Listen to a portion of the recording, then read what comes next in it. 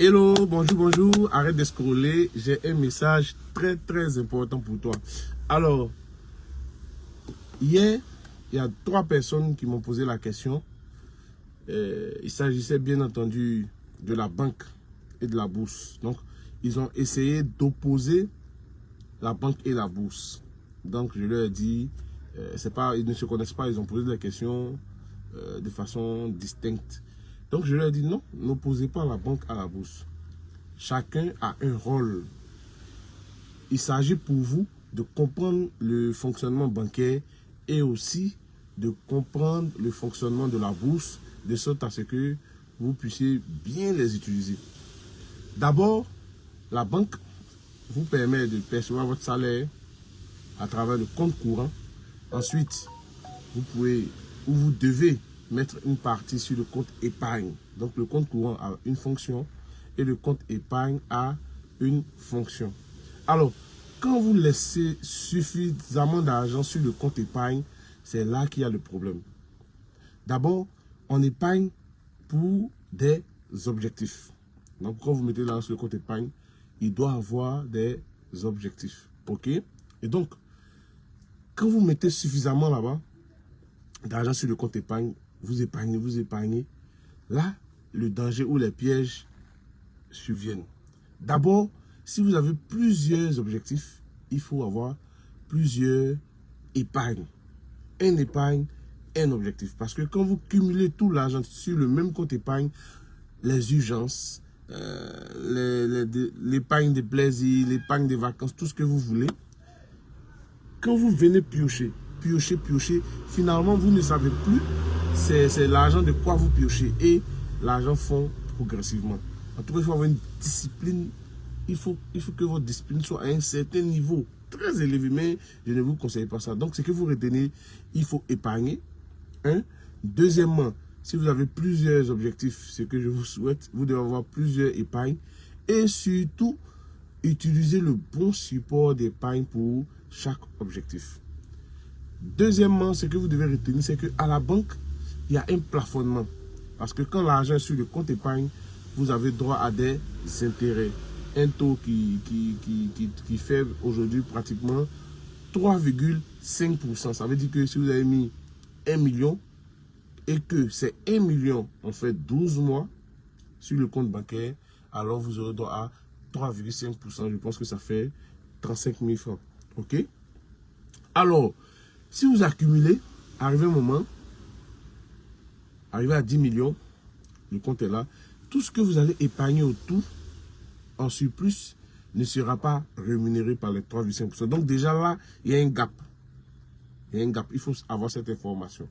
Ensuite, quand vous épargnez, vous mettez 100 000 par mois. Quelqu'un qui met 100 000 par mois pendant 12 mois, et puis quelqu'un qui dépose, ça fait 1 200 000. Quelqu'un qui dépose 1 200 000 au 1er janvier, ou le 31 décembre, vous aurez les 3,5%, mais vous n'aurez pas en valeur les mêmes intérêts. Ça veut dire que les 100 000 que vous avez déposés par mois, chaque 100 000 sera appliqué un taux de 3,5%, mais au prorata temporis, c'est-à-dire proportionnellement au temps que l'argent a mis. Donc, le montant de janvier sera différent de février jusqu'à décembre. Donc là, il y a une nuance. Cette astuce-là, c'est pas une astuce, mais ce principe-là tombe beaucoup de gens. Ils viennent déposer 1 million en mars et puis ils s'attendent à 3,5%. Non. Donc, proportionnellement au temps. C'est quand votre argent fait 12 mois chez eux que vous avez 3,5% fois 12 sur 12. Si l'argent a fait 10 mois, ça va faire 3,5% fois 10 sur 12. Donc, voici un peu des grandes lignes sur le compte épargne. Donc, compte épargne, comme son nom l'indique, c'est pour épargner, mais il faut savoir épargner. D'abord, l'épargne, c'est la première dépense à effectuer lorsqu'une somme d'argent quelconque passe en votre main. Donc, dès que l'argent passe, vous mettez de côté. Maintenant, il faut avoir plusieurs types d'épargne et utiliser le bon support. À la bourse, si on veut toujours parler du taux de 3,5%, en bourse, surtout sur notre marché ici, en une journée, vous pouvez avoir 7,5%. En une journée, vous pouvez avoir 7,5%. Donc, si vous, quelqu'un qui dépose 1 200 000,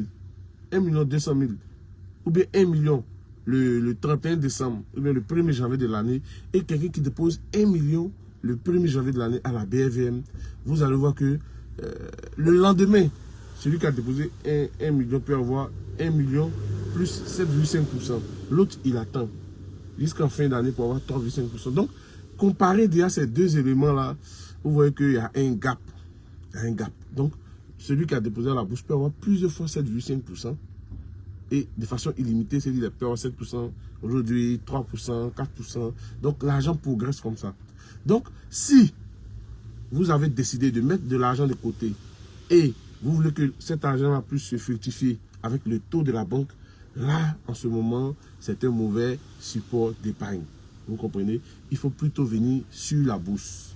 Mais la bourse aussi, il faut comprendre le fonctionnement, comprendre l'environnement, comprendre comment ça se passe pour que vous puissiez mieux exploiter ce potentiel-là.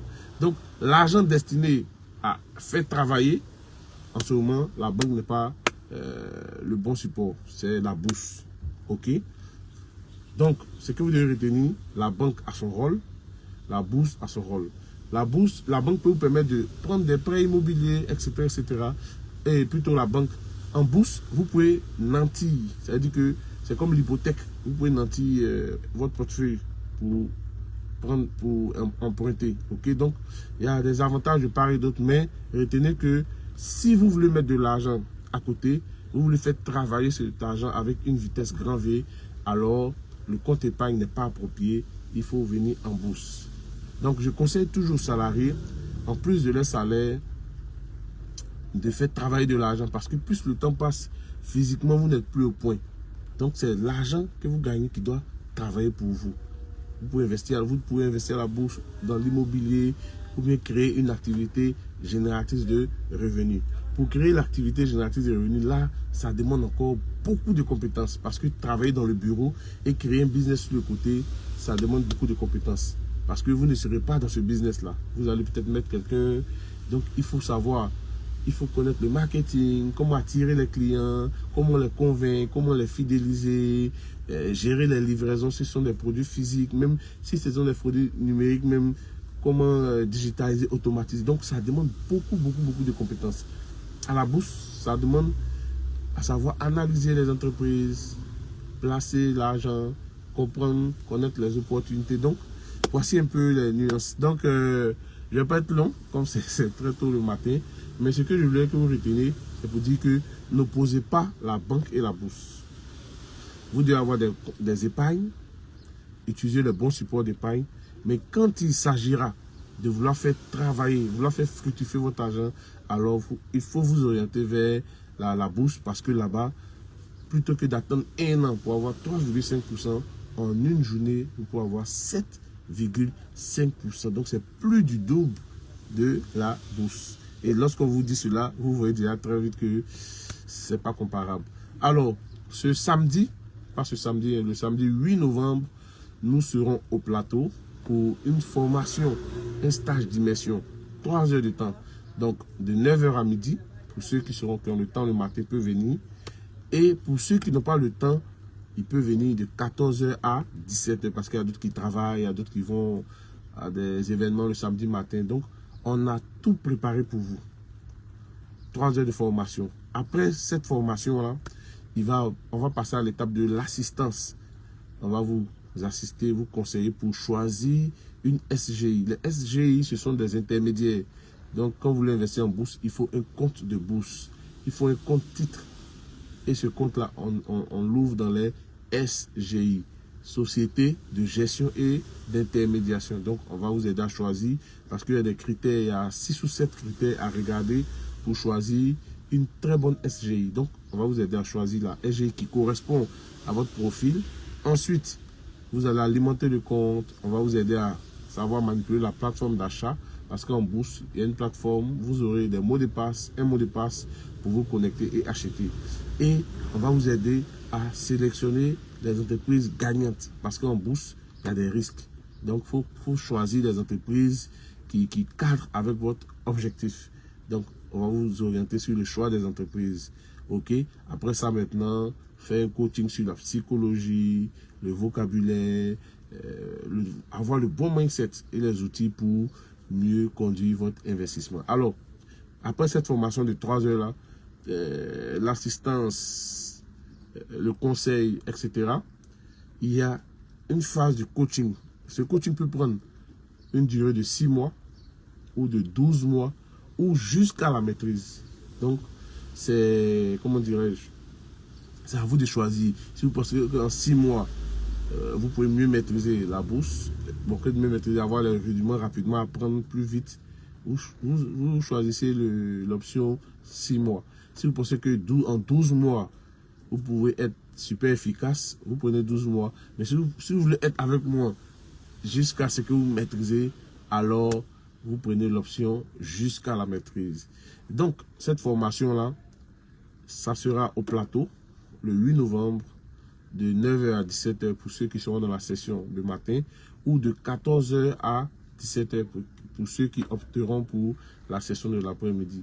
Venez, vous savez, on n'a pas le temps. Beaucoup n'ont pas le temps, tout le monde n'a pas le temps. Mais ce sont des décisions qu'on prend qui favorisent les choses qu'on veut avoir.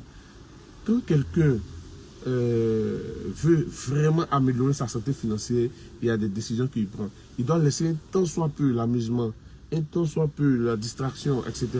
Et se concentrer sur des choses factuelles, des choses qui vont impacter positivement sa santé financière. Vous devez chercher à comprendre comment la banque fonctionne, comment la bourse fonctionne, comment l'immobilier fonctionne, etc., etc. Parce que vous pouvez travailler, avoir de l'argent et l'argent va filer entre vos doigts. Vous savez que nous sommes en Afrique, il y a de nombreuses sollicitations. Vous devez apprendre à gérer les sollicitations, apprendre à dire non, quand donner, comment éduquer son environnement. Parce que si vous n'avez pas ce caractère-là, ces compétences, vous allez faire 15, 20 ans, 30 ans de service et vous allez vous retrouver malheureux à la retraite. Et commencez à compter maintenant sur l'argent de votre enfant. Quand l'enfant va dire qu'il n'a pas l'argent, souvent ça rentre dans des palabres, L'homme intelligent recherche l'argent pour les enfants de ses enfants. Donc, si vous cherchez l'argent pour les enfants de vos enfants et que vos enfants recherchent de l'argent pour les enfants de vos enfants, ainsi de suite, il y aura une génération, une famille qui va s'agrandir et qui va prospérer. Mais quand dans votre famille, celui qui travaille fait remonter l'argent à ses parents, il s'occupe de ses parents, donc lui aussi il est obligé de compter sur l'argent de ses enfants pour assurer sa vieillesse, ainsi de suite, la famille s'appauvrit. Et la pauvreté, lorsqu'elle rentre dans une famille de façon générationnelle, c'est la sorcellerie, la médisance, la jalousie, et vous allez détruire votre famille. Alors je ne vous souhaite pas, voilà, si vous êtes déjà dans ce schéma-là, vous devez le briser très tôt. Et c'est pour cela que je vous invite à cette formation où nous allons parler de 2 choses. D'abord, l'éducation financière, c'est très important pour que le mindset puisse changer de façon radicale. Et deuxièmement, comment investir en bourse, c'est quoi la bourse, quelles sont les différentes étapes à suivre, comment démarrer avec 50 ou 100 000, etc., etc.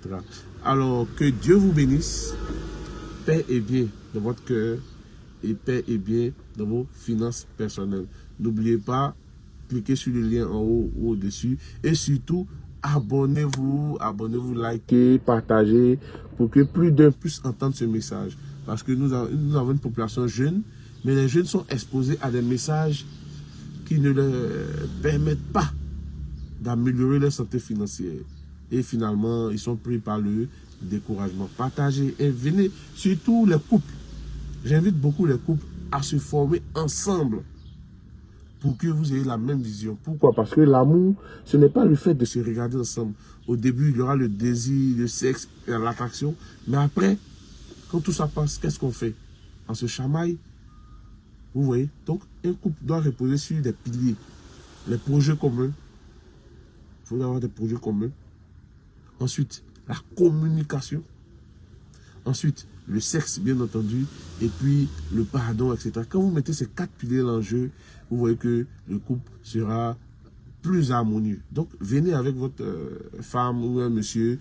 Vous allez bâtir ensemble une santé financière de fer. Et lorsque un partira, l'autre pourra piloter le patrimoine. Parce que j'ai vu des familles où quand le monsieur est décédé, généralement c'est le monsieur qui décède vite. Quand monsieur est décédé, la femme n'a pas pu gérer ce qu'il a laissé.